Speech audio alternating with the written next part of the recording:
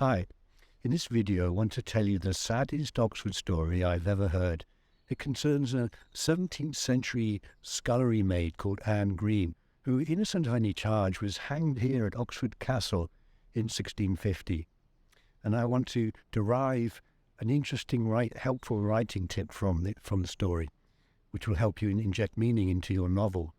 And I also want to tell you about a mean trick the angels play on you when you go to heaven. So you need to know about this if you have that as an intended destination when you pop your clogs.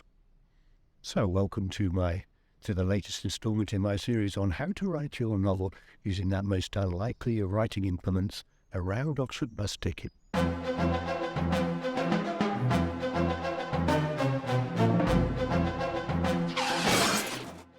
Now, Anne Green lived in a place called Duns Tew, 12 miles north of Oxford, and she worked as a scullery maid in the house of Sir Thomas Reed, a justice of the peace. And the story goes that at some point, his teenage grandson, seduced her and left her with child. And she didn't realise at first, but later she miscarried. And she tried to conceal the evidence of this and was discovered and was accused of infanticide. And although a lot of people attested to her innocence, Sir Thomas Reed was a bit of a miserable sod, and he insisted on prosecuting her under the Concealment of the Birth of Bastards Act. And she was brought here and hanged in 1650.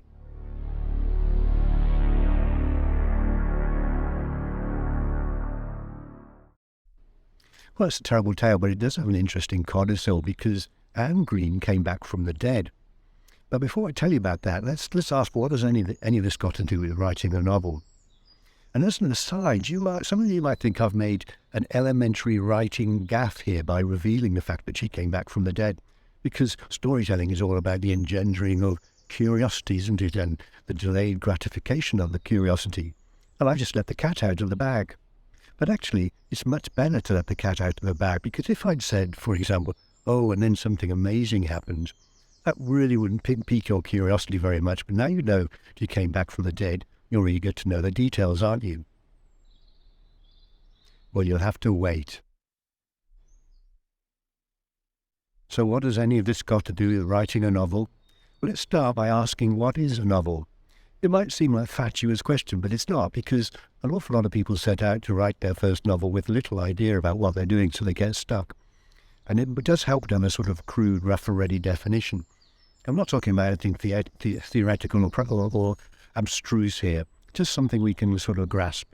And here's my rough and ready definition. A novel is a guided dream in which we can be someone else for a while. We can lead someone else's life. It's a bit like a virtual reality machine made of paper.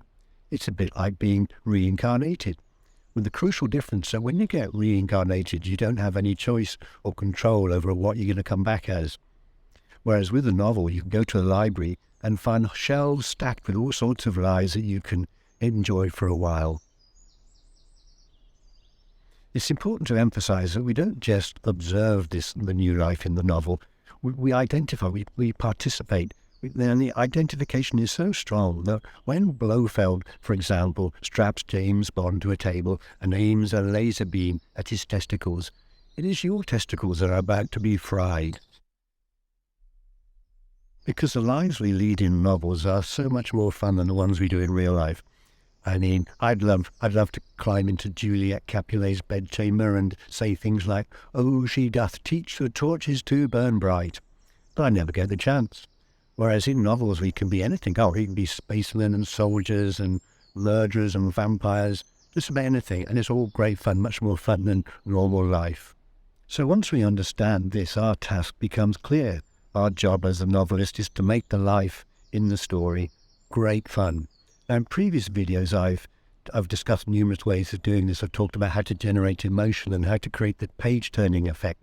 But here I want to talk about something slightly more subtle, namely how to make the story meaningful. Because the reader needs to put the story down, intuiting that all the sound and fury signified something. Now, you might think this is a tall order. Men and women have been searching for the meaning of life since the dawn of time, and they haven't really delivered the goods, have they? But actually, in a novel, it's surprisingly straightforward to inject meaning. And I'll tell you how you do it with a simple formula. You start with a hero who has some psychological flaw or lack or wound on the soul.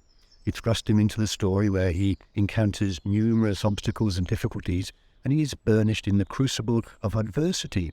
And at the end of the story, the inner psychological flaw has been remedied, and he has achieved what we call growth, psychological growth. And we like growth because it's very encouraging. And that really is all it is. It is that simple. And a great example of this is in the movie Tootsie, in which Dustin Hoffman plays Michael, an out-of-work actor. Now, why is he out of work? Well, because he's become very pig-headed and difficult to work with, arrogant and unpleasant, and basically an asshole, inflexible. And what he can't shoot a TV commercial featuring a tomato, for example, without asking about the tomato's motivation. But what he needs is to get more in touch with his feminine side. And guess what? He's so desperate for work that he auditions for a female role. He dresses up as a lady, auditions for a female role, and he lands it and spends the rest of the movie playing the part of this woman, Tootsie. And in the course of it, he acquires some softer, gentler, conciliatory feminine virtues, and he becomes a nicer guy at the end. He is, in fact, grown. Now, understanding this can help you enormously complete your novel, and it's important that you do, because if you die with an unfinished novel in your desk drawer, when you get to heaven, you'll be tormented by those sounds of revelry coming from Hemingway's A Writer's Bar, and you won't be admitted. And a lot of writers get so tormented by this that they attempt to escape from heaven using reincarnation. So here's the thing about the mean trick the angels play on you that you need to know. Because if you apply for reincarnation, they give you the pink form to fill out. And at the top, it says, would you object in your next life if you came back in a palace or royal household? And you said, well, that sounds good. I wouldn't mind working in a royal household. The angels are gaslighting you because they know everybody wants to be a king or queen, but all those jobs are taken. The only one available is groom of the stool, which is the chap who helped the king wipe his bottom in the Middle Ages. This is King Henry VIII in his underwear. Would you like to be his groom of the stool? Well, you wouldn't if you said, what do you eat for breakfast?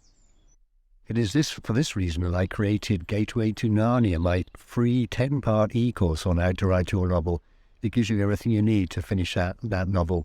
The link is in the description below. Which brings us back to Anne Green, because after they hanged her, they put her in a coffin and gave it to two physicians from Oxford University who were going to dissect her the next day. But when they opened the lid next morning, they found she was still warm, and she had a pulse.